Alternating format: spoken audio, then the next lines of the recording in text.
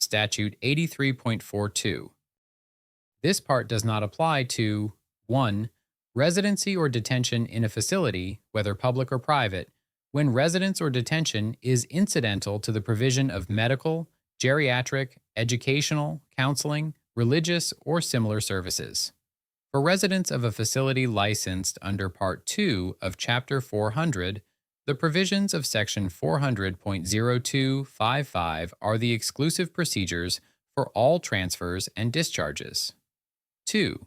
Occupancy under a contract of sale of a dwelling unit or the property of which it is a part in which the buyer has paid at least 12 months' rent, or in which the buyer has paid at least 1 month's rent and a deposit of at least 5% of the purchase price of the property.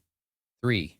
Transient occupancy in a hotel, condominium, motel, rooming house, or similar public lodging, or transient occupancy in a mobile home park.